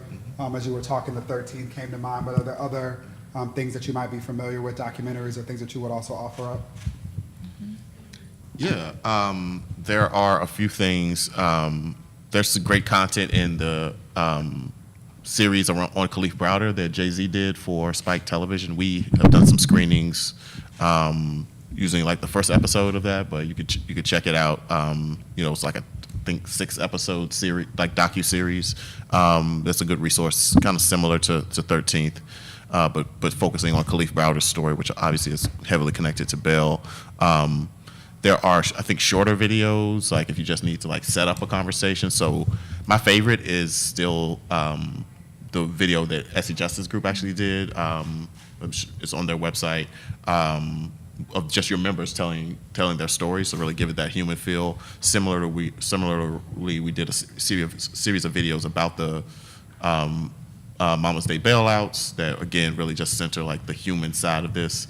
As we also have done an explainer video. This is also available on the nomoneybail.org site. Partnered with John Legend on a video that just gives you like the basically 5-minute version of what's going on with the system and what it is. So I think those are great resources. And the last one is a film by Brave New Films, telling the story of Tracy. Do you remember Tracy's last name? No. I don't remember the name of the film either, but if you go to bravenewfilms.org. Bail Trap? The Bail Trap. This is also telling the story of the bail system, also through the lens of a black woman in Oakland, California, named Tracy, who is, is just a powerful story. So there's definitely those kind of great question, because we've been like, read this report, read that report. Yeah, like, she's a member of the Ella Baker Center for Human Rights. So a few additions to that. I think some of these, there are particular resources that have been produced for different areas. So for example, in Maryland, Vice News a couple of years ago did a lengthy 30-minute documentary that featured the Maryland bail system, which is a good introduction to Maryland. And then there's sort of, depending on kind of what you want, so one of the big cases that we've worked on is the Harris County case in Houston, Texas.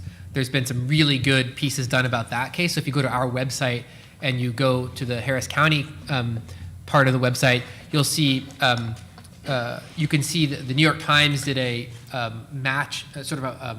compilation of all of the bail videos, and you could watch the way judges treated people. And that was actually a really interesting thing that happened in the election there. Local organizers with Texas Organizing Project, which is a group of people that has been organizing around these issues for a long time in Houston, Dallas, and San Antonio. They actually started showing people all these videos throughout the election, and in the election that elected Donald Trump, actually bail reform candidates swept the local office in Houston. Thousands of people came out and voted in this election for candidates who are on a platform of bail reform. So that video is really, really good if you want to show people who can't make it down to a local courthouse what bail hearings are actually looking like and how people are being treated. That New York Times video, it's only 2 minutes long, but you really get the sense of the assembly line. It's quite good. And it's on our website. Another really nice piece about the Harris County case, which is a good resource, because we have a lot of data about Houston, so you can tell a full, complete story about what's happening. The Robin Thede show on BET did a really nice segment that featured our Harris County case, an interview with me and John Legend about the Harris County case. And sort of how it fits into the broader bail movement. That's also on our website in the media section of our website at civilrightscorps.org, and CORPS is spelled CORPS. The more direct thing I wanted to say to you is when you begin a local organizing effort like you've done and like you were a part of in Maryland, it can be kind of daunting because this is kind of it's an issue that it feels like lawyers are the only ones that should be talking about it sometimes, and it's certainly the way a lot of lawyers and policy people sort of talk about it. It's like, oh, well, you don't understand all the ins and outs of it. I mean, I think all you really need to understand about the money bail system is that people are being thrown in cages because they can't make a payment, because they're poor, because of their skin color. And once you understand that basic injustice and get fired up, you don't need to reinvent the wheel in terms of all the little policy ins and outs. I mean, there are groups like ours that have been working with directly impacted people all over the country, have been workshopping these ideas, and we've come up with policy recommendations that are grounded in people's actual experiences so that every new group of people that's just getting into the issue, all you really need is that courage that woman was talking about and the passion.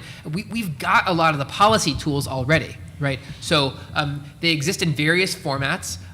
Law for Black Lives has collected them on a website. What's the website that... Do they have model legislation up? No, not yet, but we have model legislation.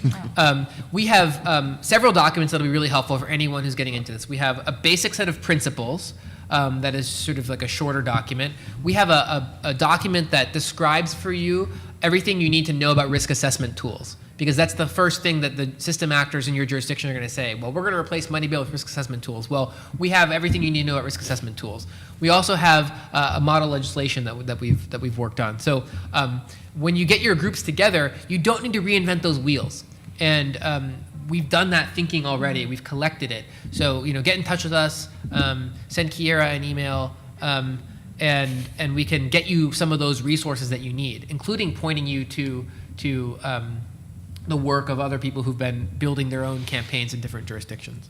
I was just going to add, if you guys look up here, if you need the spelling, but our website, civilrightscorps.org, if you go on there and you go to our work, and then you go to challenging wealth-based detention, you'll find a list of all of these things he's talking about, as well as all the jurisdictions where we have active cases and where we've had some successes, from New Orleans, there's some in Tennessee, there's Texas, California, we're kind of all over the place, Georgia. So you can go there to find all that stuff, but you can also see me again after this to ask me for it. Yeah, let's take this young lady's question, and then I'll highlight that the website they were reaching for is law, and then the number 4, blacklives.org.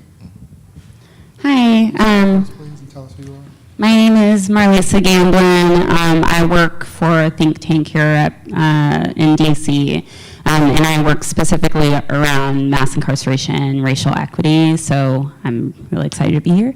I appreciate the fact that you all raised what was going on in California, and I had similar concerns just kind of with my initial analysis. I didn't do deep analysis because I've been doing a lot more stuff, unfortunately, with the Trump administration. So my bandwidth has not been a lot, but I wanted to know if maybe you all could expand on that, specifically because I know that you all were talking about the fact that that's usually within the conversation, when we talk about bail reform, that the counter is always, well, we need to think about risk assessment. And my red flag for that, well, there are many, but one of my red flags is around the fact that I don't believe that racial equity and gender equity would be taken into consideration. So with that, I would imagine that the same disparities would essentially maintain, even exacerbate themselves. I'm wondering if you all can speak to that. I'm happy to speak to that. So Senate Bill 10 has been a 2-year-long effort. Originally, it was introduced in December of 2016, along with AB 42, and collectively was a kind of bicameral set of bills that was known as the California Money Bail Reform Act. Our SE Justice Group, along with 8 other organizations, came together and co-sponsored both pieces of legislation, which were at the time identical, saw AB 42 go through the process and ended up, that bill ended up dying, but we still had Senate Bill 10. Along the way, behind the scenes of that bill, there was, which wasn't a perfect bill, but there were some really positive things that it would have done, including ended essentially the use of money bail in the system, or of the bail industry, would have been eradicated.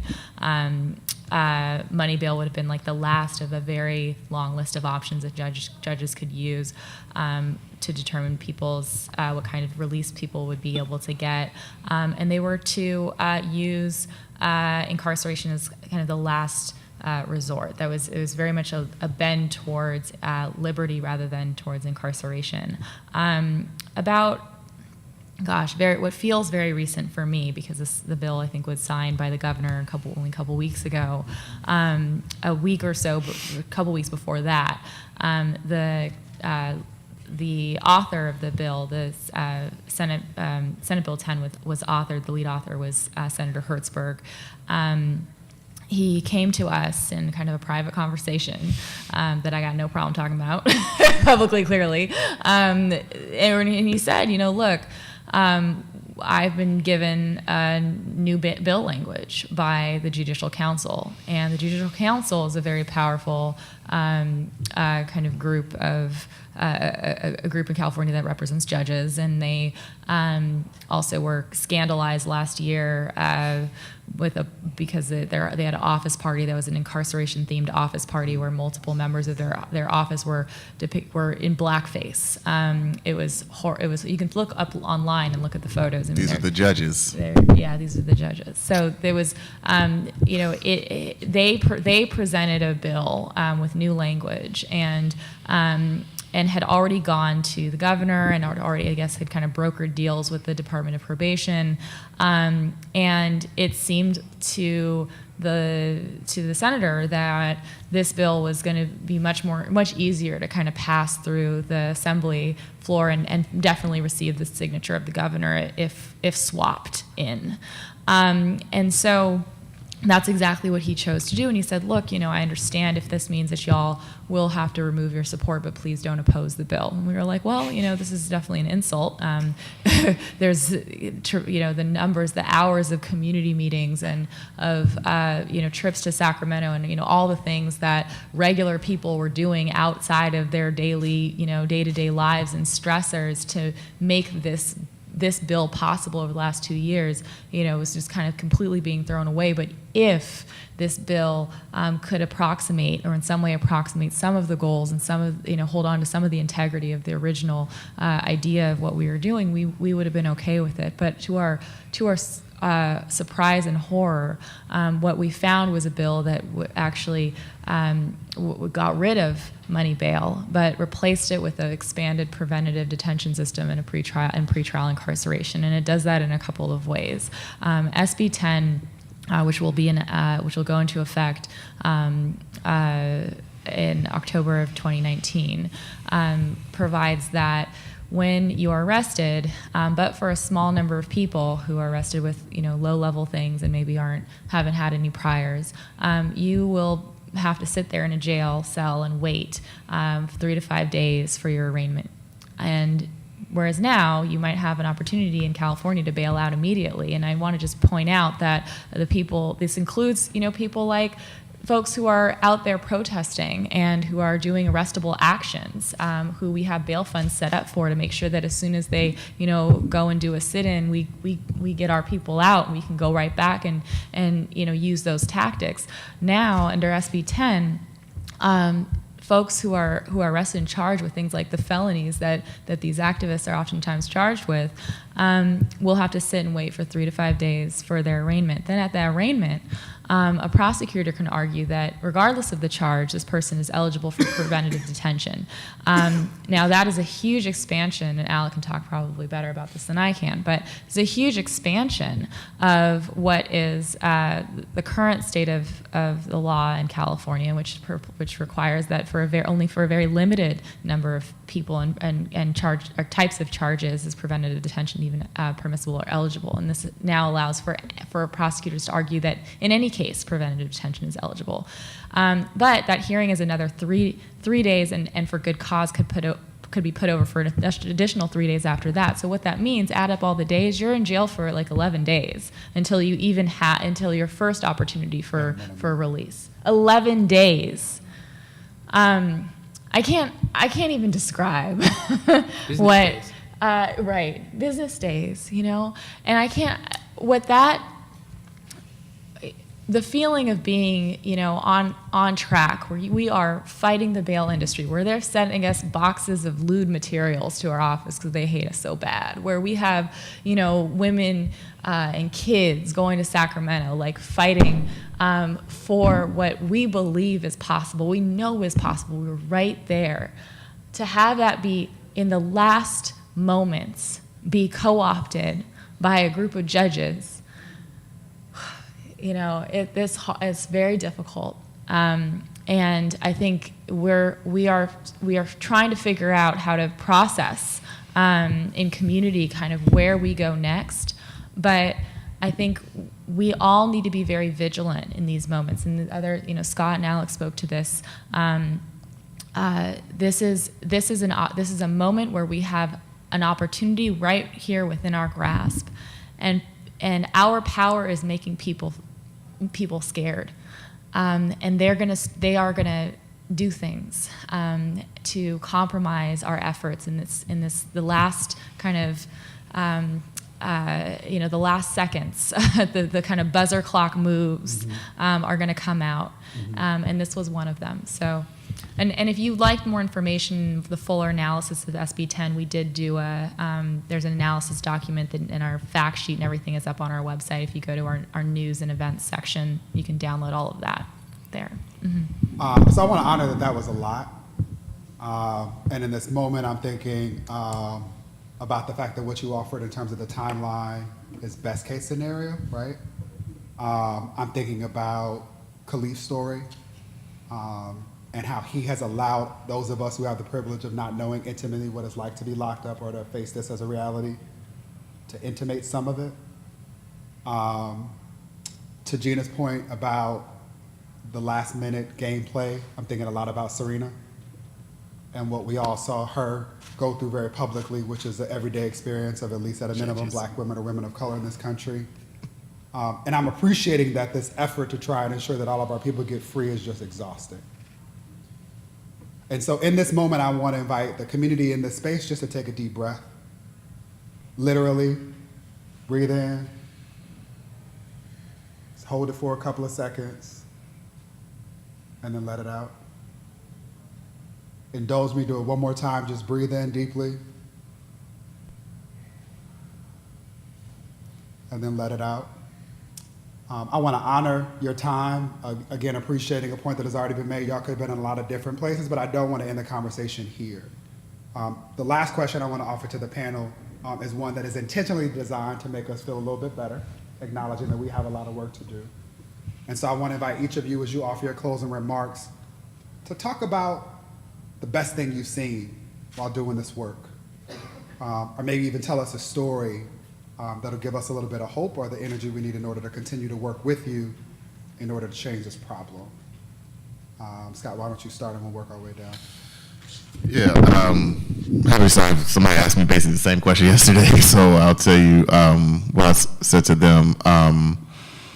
You know, as I was saying earlier, as each of these challenges confronts us and as winning becomes more complicated with each step forward that we make, you know, one of the most inspiring things is just seeing the brilliance of people at the local level in organizing groups and not even, but including our legal advocates, right, in coming up with solutions. And I already mentioned this thing twice already with the Mother's Day bailouts, but it was incredibly inspiring to me to be in a meeting in January with a bunch of grassroots organizers, Black grassroots organizers from around the country, and by Mother's Day to be bailing out hundreds of women, raising millions of dollars, and seeing that impact. And my role was, you know, to make sure that as we were bailing people out, that people were hearing the story. And so the moment that has stood out to me the most is this year's Mother's Day bailout. Ebony Thomas was a black women that we bailed out, that Southerners for New Ground, Southerners on New Ground bailed out in Atlanta, Georgia in 2017. And for 2018, we made a profile video about Ebony, and the profile video has like 2-3 million views online. But the New York Times wanted to profile her, and it was in their print edition on Mother's Day in like the culture section or whatever they have, whatever they call theirs. Y'all know what I'm talking about. But she called me that morning just like in tears, and it was about the thing that Gina was just talking about. She was, obviously excited to see her face out there, and like, that millions and millions of people will read that edition of the New York Times and her story. But she really felt powerful in that moment, that her story was powerful, not just like you were saying, some woe is me story. It was the story of how she was pressing through that work, and how now she was involved in this effort to change things. And so everything from knowing that, we helped Ebony in a moment of need, but also gave her an opportunity to turn that challenge around into her own personal power, and to feel that, that was like, that's one of my favorite Mother's Day moments for me. So yeah, that's it. Let's give Scott Robert and Color of Change a round of applause. Also, just want to highlight their social media handles. You all will take your notes. Gina? So I do this work because I know that change is possible. Like I see that every single day. And that I know that it's possible because of women like Shamika, who is somebody who we met very early on in organizing, and when we were just kind of starting out our model. And our organizing model is a healing to advocacy model. It's a program in which women go through a 9-week program after being nominated by someone they love, oftentimes an incarcerated loved one, who writes to us, nominating a mother, a girlfriend, a sister, daughter, a wife, and we call her up and we invite her into our community, reading that letter to her over the phone. She goes through that 9-week program, and in the course of that program, what happened with Shamika was, the first day she was like, I don't know about this sisterhood. That has not shown up for me in my life, certainly not around this issue. I don't know what this is all about. I'm not sure I'm coming back. We didn't know if she was going to come back, but next week she was back. She told me later that the reason why she came back the next week was because our child care program was, her son was having so much fun. That, he had his shoes on and was ready to go to Essie, and she was like, all right, I guess we're going to Essie. By meeting 4, she had created bonds within that group of women. That allowed her by meeting 5 to sign up to go to Sacramento. And she went to Sacramento to testify on a bill, on an elder parole bill. And you can look in the records of that hearing date. But it was her testimony that day that moved the legislators to push that bill through committee that day. Now she came back, she got on the phone with me, and she was so excited. And I said, Shamika, you put in your work at Essie. Like, go home, put your feet in some hot water. Like, go, put the kids in a room in front of television and relax. And she was like, what? Not go to an Essie meeting? Like, I'm gonna show up tonight. If there's any day I'm show up, it's today. I said, okay, well, come on then. She drove all the way 2 hours, whatever. She gets there, and the moment that she walked in that door, I got it. I understood exactly why our work and what we're doing matters and is possible, because she came in and she came into a community of women who were saying, I saw you on that television. Were you nervous? I can't believe, way to go, sis. Like, that testimony was powerful. And her chest went from here to here. And that night I got a resume from her in my inbox, and she said, I want to dedicate my life to this. Mm. And that very first day, she was like, I don't know what this sisterhood's about. She didn't want to talk about anybody in her life that was incarcerated. She didn't want to have anything to do with this. And now she wants to dedicate her whole life to advocacy. That is the courage that comes from community. And so everything that was said around, here already about togetherness, about coming together in moments like these, in moments that are hard. It's going to be hard. Like, it's going to be hard because we're doing a hard thing. But if we're doing it together, we will win. And that's what makes me feel optimistic. I hope that feels you like it did me. Please give Gina and her colleagues at ALC a round of applause. Make sure you follow them on Twitter, as well as leverage all of the resources that they have produced. Great. I don't know that I've ever said anything optimistic before, so I'm gonna try. So That's why we're friends. certainly, there's a couple of things that come to mind. One is our victory in Harris County, Texas. We've gotten about 13,000 people out of jail just in that one jail over the past year, which is certainly incredible. That ruling is now on hold. It's in the hands of the Fifth Circuit Court of Appeals. Trump has just appointed 5 judges to that court, and they put that ruling in our favor on hold while they review the appeal, which is a bad sign, certainly. So even that really good story has an uncertain outcome. We're going to keep fighting as hard as we can. I'll leave you with maybe a slightly more optimistic one, which is the story of the California bail situation. I mean, despite everything bad that you've just heard about SB 10, a lot of that is actually currently pending in the California Supreme Court, and in a case called Humphrey.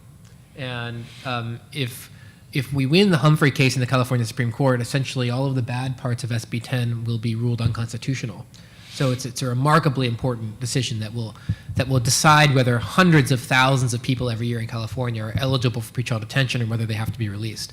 No matter what SB 10 says, it can't trump what the Constitution of California says. And our case is about what the Constitution of California says. So it's an incredibly important opinion. And it all started with a man named Kenneth Humphrey. And Mr. Humphrey was arrested for a robbery offense in his senior living home. And he was initially assessed, he was alleged to have stolen $7 and a bottle of cologne from another member of the senior living community that he was living in. And he was assessed a money bail of $600,000. $7. Yeah, $7. Cost of coffee. There was some dispute as to whether it was $7 or $5, but I'm giving them the benefit of the doubt.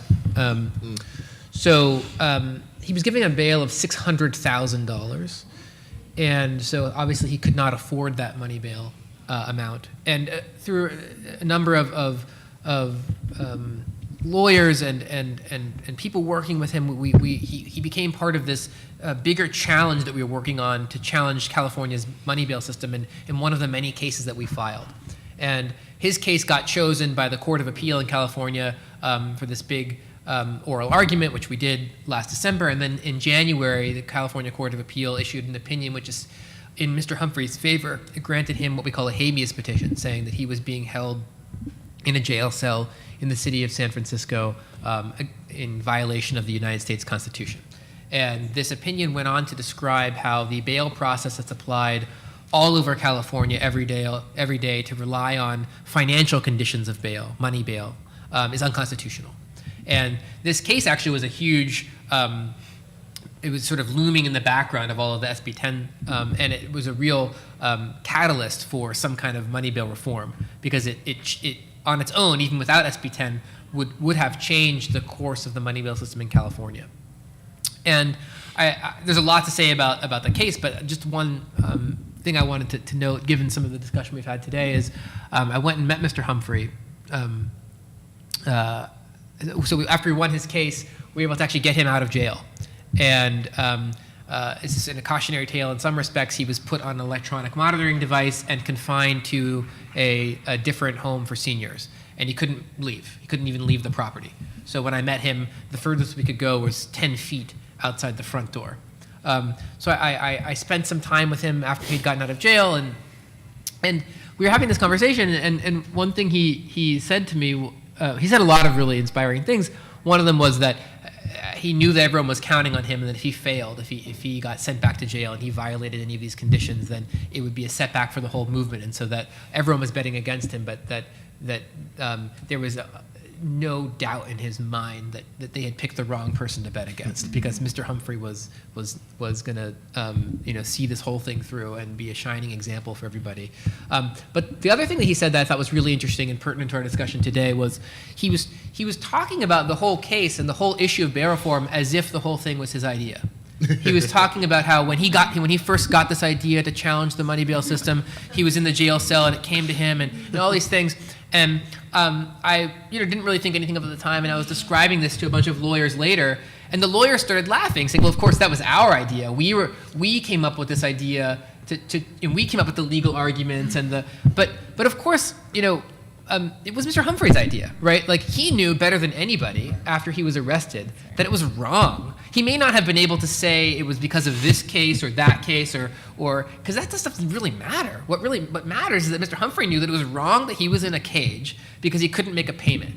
And all of the other people who were in the jail in San Bruno with him, they knew when they got new bail hearings that it was Mr. Humphrey who did that for them. And it was Mr. Humphrey being willing to tell his story and to fight his case that did that for them. And so it's a really, I think of that as an optimistic moment because it's a real lesson for all of the lawyers involved in these movements. It's not really your idea. You have some tools that you've learned, you've gone to school, you've paid a lot of money to fancy schools in some cases, like Gina and I, in the fancy school that we went to. We've been given a set of tools and we've been given certain platforms. Mr. Humphrey wasn't invited to this panel, Kiera. He wouldn't have been allowed to come. But we're constantly in positions where we get to talk at people about this work. But it really is Mr. Humphrey and the people that are directly experiencing it that have the answers. And we have to think of ourselves, whether we're organizers or lawyers, especially lawyers, as people with a set of tools to help those people put their ideas into the world and change the things that are affecting them and their bodies and their families. And so I think that's an incredibly important lesson. And so I'm optimistic because I think more and more lawyers and more people in the movement are getting that lesson and are internalizing it. We don't have any hope of changing the system until we do, because the last thing we want is, I think what happened in California is that a bunch of lawyers decided on their own in some backroom deals what was going to replace the money bail system. And when people who don't have blood on the line who aren't really risking anything, when they make the decisions about what happens to people, you get things like 11 business days until you can challenge your money bail decision. That's what lawyers decide. If someone like Mr. Humphrey's in charge, it's going to look really, really different. Please thank Alex for that. Also want to say thank you to Kenya. Did I get that right? No? Yes? Kaylin. Sorry, I know it's a cow. I was trying to read it from here and it's not working. Kaylin and Kiera. I want to invite Kiera up. Her voice will be the last you hear. I do want to just honor the point that Alec made. We can all substitute out lawyer for whatever professional title we have adopted. But we should all honor the importance of supporting the experts, people who are most affected by the decisions sometimes we contribute to. I want to take a personal point of privilege to say thank you, panelists, for the reminder of the importance of both language and love. It's not lost on me that Alec was intentional in using the word cage rather than jail to refer to the space where people are being confined. It's also not lost on me that Gina was really intentional in talking about individuals who are incarcerated and talking about them also using the word love. So I appreciate that reminder. The three things that I would ask of each of you is to, one, share something that moved you today. Right? Again, this is a privileged space. The ability to take time off in the middle of the day to sit and listen to people and to think is privileged. And most people that we care most about will never have the ability to do this. And so I'm asking you to think about ways that you can share the experience with them. The second thing is to take advantage of the resources that exist and to do something. Not everybody in this room is supposed to be a person that leverages their time and talent to think specifically about these pieces of legislation, but each of us has a role to play. And so I want to encourage everyone in this space, and I will do the same, thinking about the way that NBJC can be a better partner to just contribute to the work, right? And then my last thing is a selfish request, and it's in particular for the women of color in the room, and it's to take care of yourselves as you do this work. It is exhausting. I feel some kind of way listening to you, Gina, talk about the work. And so I'm asking that while we continue to do it, and in particular I'm saying this to women of color because y'all again sacrifice yourselves to save everybody else, is to take that additional time to, would you say, put your feet in some hot water? I'm sorry, it's a black woman wisdom. And to just breathe so that we're all able to continue to do the work. Again, we're offering up a policy report I hope will be a nice supplement to all that has existed. But this has been an absolute privilege. So if you hear me say nothing else, hear me when I say thank you for the chance to help to facilitate this conversation. Thank you, David. I'm not saying a lot. I just wanted to thank you all again for coming. Please, please, please, we have, as our panelists have said, the tools that some of you may be looking for, especially us at Civil Rights Corps. So if you go to civilrightscorps.org, you can find a lot of great information, especially if you scroll to the bottom of our homepage, sign up for our newsletter. We are not one of those organizations that newsletters you to death. When we do send you something, it's important and it's meaningful. So please sign up, and you can always stay connected with our work. We have a lot to do, as you've heard today. So thank you so much. Thank you to our panelists who've come from far and wide, and we'll enjoy the rest of ALC. I came 1 minute to stop.